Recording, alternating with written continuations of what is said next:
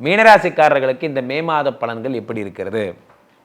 மீனராசிக்காரர்களுக்கு சனி பகவான் ராசியிலே அமர்ந்திருக்கிறார். ஜென்ம சனியாக 3, 7, 10 பார்க்கிறார். 3ஆம் இடமாகப்பட்ட முயற்சி, 7ஆம் இடமாகப்பட்ட களத்திரஸ்தானம், 9, 10ஆம் இடமாகப்பட்ட தொழில் ஸ்தானத்தை பார்க்கிறார்.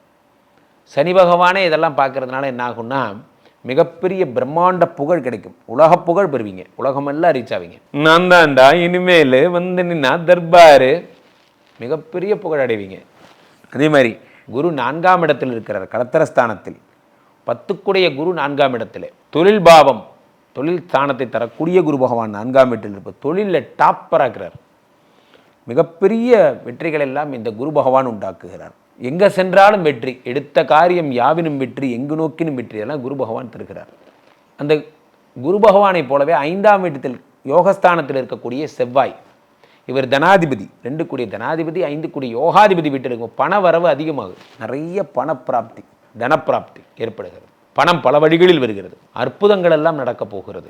அதே மாதிரி உங்களுக்கு கேது பகவான் 6ஆம் வீட்டில் இருக்கும் பொழுது சத்துருக்களை எல்லாம் ஒழிக்கின்ற, எப்பயுமே ராகு கேதுக்களை பொறுத்த வரைக்குமே 6லே இருக்கக்கூடிய கேதுவும், 12ஆம் இடத்தில் இருக்கக்கூடிய ராகு பகவான் இறைவன் கோயில் சம்பந்தப்பட்ட விஷயங்களிலே உங்களுக்கு ஈடுபாடுகளை உண்டாக்குவார்.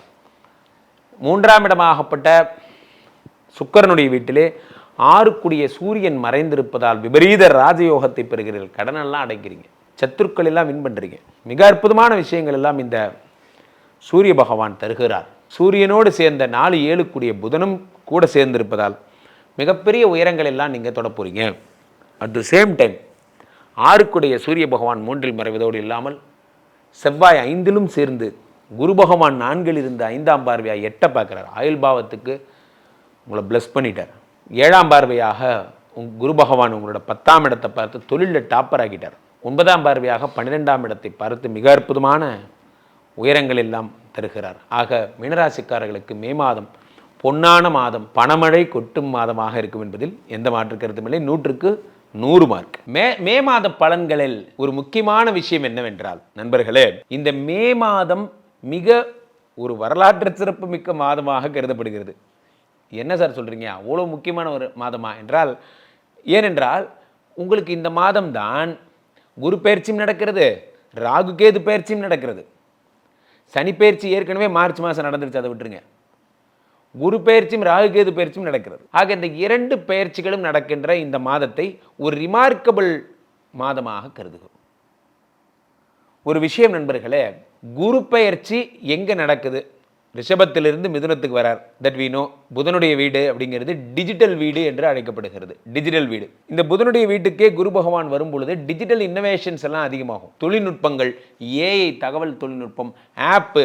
என் பிஸ்னஸ் ரொம்ப நாளாக வெப்சைட் மட்டும் வச்சுருக்கேன் சார், எனக்கு ஒரு அப்ளிகேஷன் இருந்தால் நல்லாயிருக்கும், நான் அப்ளிகேஷன் பண்ணலான்னு நினைக்கிறேன், பண்ணுங்கள், ஒரு அப்ளிகேஷன் உருவாகும். அந்த மாதிரியான விஷயங்கள். அதே மாதிரி உங்களுக்கு பார்த்தீங்கன்னா புதிய தொழில்நுட்பம், வீடியோ திரையில் நான் தோன்றி யார் கிளைண்ட், நானே டைரெக்டாக பேச போகிறேன், கிளைண்ட்டுக்கிட்ட நேரடியாக இன்ட்ராக்ட் பண்ண போகிறேன் போன்ற விஷயங்கள்லாம் உருவாகும். ஒலி சம்மந்தப்பட்ட வித்தகங்கள்லாம் ஏற்படும். சவுண்டில், லைட்டில், மின்னணு பரிமாற்றங்களில் வேறு லெவலில் நீங்கள் பிஸ்னஸை ப்ரொமோட் பண்ணுவீங்க. சார் இன்னைக்கு நாள் பிஸ்னஸ், நான் ஒரு நாளைக்கே உலகத்தினுடைய அத்தனை தொழிலதிபர்கள்ட்டையும் பேசுகிறேன், எத்தனையோ பேர்கிட்ட பேசுகிறேன். அவர்கள் அத்தனை பேர் சொல்கிற தகவல் ஒன்று தான், உலகம் கைக்குள் வந்து விட்டது. டிவியெல்லாம் திறந்தாச்சு, டிவியை விட்டு உலகம் வெளியே வந்தாச்சு. உலகம் இப்போ மொபைலுக்குள்ளே மூழ்கியாச்சு. அடுத்து மொபைலை விட்டுட்டு அடுத்து எங்கே போகிறோன்னு தான் நமக்கு தெரியல. புதிதாக ஒரு டிவைஸ் மொபைலை மறக்கிற கடி மாதிரி வந்தால் அதுக்கு இப்போ பயங்கர டிமாண்டு. அந்த மாதிரி உலகம் அடுத்த படியை நோக்கி பிரயாணிக்க ஆரம்பித்து விட்டது என்பதால் ரிஷபராசிக்காரர்களுக்கு 2ஆம் இடம், நம்ம சொல்கிறோம் வரிசையாக ஒவ்வொருத்தருக்கு யோகமான இடங்கள்லாம் சொல்கிறோம். கும்பத்துக்கு 5, அது மாதிரிலாம் நிறையா. குரு பயிற்சியால் நடக்கக்கூடிய யோகங்கள்லாம் நம்ம நிறைய பேசணும். அதே மாதிரி சனி பயிற்சியால் ஏற்படக்கூடிய யோகங்கள்னு குறிப்பிடப்பட்ட சில ராசிகளுக்கெல்லாம் பேசணும். சிம்ம ராசிக்காரர்களுக்கு அஷ்டம சனி தொடங்கியாச்சு, மீனராசிக்காரங்களுக்கு ஜென்ம சனி தொடங்கியாச்சு, எல்லாம் பேசணும். ராகு கேது பயிற்சியை பற்றி நிறைய இடங்களில் பேசலை. ராகு கேது பயிற்சி இந்த மாதத்தில் ராகு கும்பத்திலும் கேது சிம்மத்திலும் எழுந்தருளுகிறார். 2மே பாம்பு கிரகம். இவர்கள் கும்பத்தில் வருகின்ற ராகு என்ன தருகிறார்? சனியுடைய வீட்டுக்கு வரக்கூடிய ராகு நிறைய சோதனைகளை தருகிறார். சிம்மத்தில் வரக்கூடிய கேது என்ன தருகிறார்? நிறைய சோதனைகளை தருகிறார். இவர்கள் இருவருமே உங்களுக்கு பிரச்சனை. ராகு கேது 2 பேருமே. இவர்களுடைய பயிற்சி உங்கள் வாழ்க்கையில் என்ன மாற்றங்களை ஏற்படுத்த போகிறது? மே மாதம் ஒரு ரிமார்க்கபிள் மாதமாக இன்னொரு விஷயம் நடக்கவிருக்கிறது. என்னவென்றால், சுக்கிரன் வந்து மீனத்திலேயே தங்கி விடுகிறார் ஒரு 2 மாதத்துக்கு. சுக்கிரன் உச்சம் பெற்று மீனத்திலே இருக்கிறார். ஏன் அப்படி ரொம்ப நாள் ஓவர் ஸ்டே தெரில, அவரை தான் போய் கேட்கணும். ரொம்ப நாள் ஓவர் ஸ்டேவோ அங்கேயே ஸ்டே பண்ணுறார். இந்த பக்கம் என்னடான்னா இவர் யார், நம்ம செவ்வாய் கடகத்தில் நீச்சம் பெற்று ரொம்ப நாள் இருக்கார். ஏன் ரொம்ப நாள் செவ்வாய் கடகத்தில் நீச்சம் தெரில, அவரை தான் கேட்கணும். சில விஷயங்கள் அந்தந்த கிரகங்களை தான் கேட்கணும். ஏன்னா அவர் ரொம்ப நாளாக அங்கே தான் இருக்கார். அடுத்ததாக உங்களுக்கு வந்து பெரிய ரிமார்க்கபிள் விஷயங்கள்னு பார்த்தீங்கன்னா, சூரியன் உச்சம் பெற்றவர் நகர்ந்து புதனோடு சேர்ந்து ரிஷபத்துக்கு வந்துடுறார். புதாதித்ய யோகம் ஏற்படுகிறது. இப்போ ஒரு பரல் மாதிரி இருக்குது பாருங்க, ஒரு பரல்னா என்ன சொல்லுவோம்ல, கழுத்தில் போடுற அந்த முத்து பரல், அந்த பரல் மாதிரி. கும்பத்திலே ராகு, மீனத்திலே சனி, என்ன மேஷம் மட்டும் பாக்ஸ் ஃப்ரீயாக இருக்கு. ரிஷபத்தில் யார் இருக்கா, சூரியனும் புதனும். மிதுனத்திலே உங்களுக்கு வந்து இவர் குரு வந்துடுறார். கடகத்தில் செவ்வாய் வந்துடுறார். சிம்மத்தில் கேது வந்துடுறார். எல்லா முக்கியமான கிரகங்களும் பாருங்கள் லாக் ஆயிடுச்சு. எல்லா முக்கியமான கிரகங்களும் விட்டு போன கிரகம்னு எதுவும் கிடையாது. எல்லா கிரகங்களும் இதுக்குள்ளேயே தான் இருக்கு. மீனத்தில் யார் இருக்கா, சுக்கிரனும் சனியும். எல்லா கிரகங்களும் இருக்கு பாருங்க. இதில் மிஸ் ஆன கிரகம் எதுன்னு சொல்லுங்க பார்ப்போம். அப்போது உங்களுக்கு இந்த ராகு கேதுக்குள்ளேயே எல்லாம் வந்துடுதுங்கிற மாதிரி கூட நீங்கள் வச்சுக்கலாம். சந்திரன் மட்டும்தான் அப்பப்போ வெளியே ட்ராவல் பண்ணிட்டு இருக்காரு. மற்றபடி எல்லாருமே ராகு கேதுக்குள்ளேயே வந்துடுறாங்க. இதை நிறைய கிரகங்கள், நிறைய பேர் அதை சொல்ல மறந்துடுறீங்க.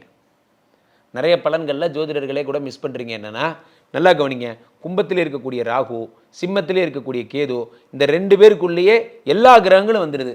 இது கடுமையான காலசர்ப்ப தோஷம். ராகு கேதுக்கள் உங்களை முழுங்கிடுறாங்க மே மாதம். ஆக மே மாதம் ராகு கேதுக்களின் ஆட்டம் தான் அதிகமாக இருக்கும். இவர்கள் தான் வைக்கிறது சட்டமாக இருக்கும். ராகு கேது என்ன நினைக்கிறாங்களோ அதுதான் நடக்க போகுது. சூரியனை ராகு விழுங்கும் அந்த பொழுதைத்தான் நாம் சூரிய கிரகணம் என்று சொல்லுகிறோம். சந்திரனை கேது விழுங்கும் அந்த பொழுதைத்தான் சந்திர கிரகணம் என்று சொல்லுகிறோம். அப்போ இந்த உலகத்துக்கே வந்து ஒரு கிரகணம் மாதிரின்னு நீங்கள் வச்சுக்கலாம். ஆக நான் என்ன சொல்ல வருகிறேன் என்றால், மே மாதம் பெரிய பெரிய சேஞ்சஸ். அதனால தான் இந்த போர், யுத்தம், அறிவிப்பு, பூகம்பம், நிலநடுக்கம், அது இதெல்லாம் இவங்க சொல்கிறாங்க பார்த்தீங்கன்னா, இந்த மாதிரியான மனக்குழப்பங்கள் இது எதுவும் நடக்காது. ஆனால் நடக்கிற மாதிரியே ஒரு வைப்ரேஷனில் வச்சுருக்கு. காரணம் என்னென்னா, இத்தனை கிரக குழப்பம் எல்லாமே இந்த ராகு கேதுக்குள்ளே மாட்டிக்கிற ஒரே காரணம் தான். அவ்வகையிலே நம்ம வந்து இம்மாதம் மிகுந்த ஜாக்கிரதையுடன் இருக்க வேண்டும். பெரும்பாலும் நாகாத்தம்மன் கோயில், சர்ப்பராஜா கோயில், சர்ப்ப கிரகங்களுக்கு நிறைய நீங்கள் ஆலயங்கள் சென்று வழிபட வேண்டும். புத்து கோயில், புத்து பக்கத்தில் இருக்கவங்க புத்துக்கு பால் ஊற்றணும் போன்ற பரிகாரங்களை தொடர்ந்து செய்வதால், கும்பகோணம் பக்கத்தில் இருக்கவங்க திருநாகேஸ்வரம், திரு பாம்புபுரம்லாம் போகணும், கீழ்பெரும்பள்ளம்லாம் போகணும். இதெல்லாம் போனீங்கன்னா ராகு கேதுக்களுடைய அருளை பெறலாம்.